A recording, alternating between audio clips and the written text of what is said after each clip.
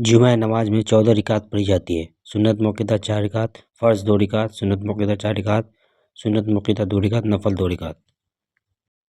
نماز جمعہ کی شرائط۔ جمعہ پڑھنے کی 6 شرطیں ہیں کہ ان میں سے ایک شرط بھی مفقود ہو نہ پائی جائے تو جمعہ ہوگا ہی نہیں۔ نمبر 1، شہر یا شہر کے قائم مقام، بڑے گاؤں یا قصبہ میں ہونا، یعنی وہ جگہ جہاں متعدد کوچے اور بازار ہو اور وہ ضلع یا پرگنہ ہو اور وہاں کوئی حاکم ہو کہ مظلوم کا انصاف ظالم سے لے سکے۔ یوں ہی شہر کے آس پاس جو شہر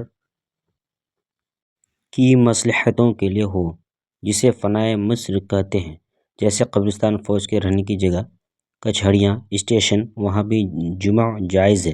اور چھوٹے گاؤں میں جمعہ جائز نہیں۔ تو جو لوگ شہر کے قریب گاؤں میں رہتے ہیں انہیں چاہیے کہ شہر میں آ کر جمعہ پڑھیں۔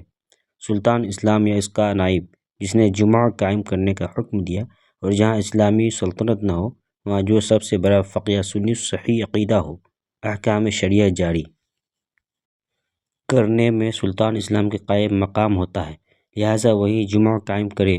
اور یہ بھی نہ ہو تو عام لوگ جس کو امام بنائیں وہ جمعہ قائم کریں۔ عالم کے ہوتے ہوئے عوام بطور خود کسی کو امام نہیں بنا سکتے، نہ یہ ہو سکتا ہے کہ 2-4 شخص کسی کو امام مقرر کر لے۔ ایسا جمعہ کہیں سے ثابت نہیں۔ وقت ظہر یعنی وقت ظہر میں نماز پوری ہو جائے تو اگر اثناء نماز میں اگرچہ تشہد کے بعد عصر کا وقت آ گیا تو جمعہ باطل ہو گیا۔ ظہر کی قضا پڑھیں۔ خطبہ جمعہ اور اس میں شرط ہے کہ وقت میں ہو اور نماز سے پہلے اور ایسی جماعت کے سامنے جو جمعہ کے لیے شرط ہے اور اتنی آواز سے ہو کہ پاس والے سن سکیں۔ اگر کوئی امر مانع نہ ہو اور خطبہ و نماز میں اگر زیادہ فاصلہ ہو جائے تو وہ خطبہ کافی نہیں۔ جماعت یعنی امام کے علاوہ کم سے کم 3 مرد۔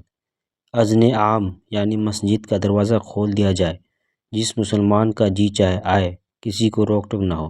یہ 6 نماز کی شرائط ہیں۔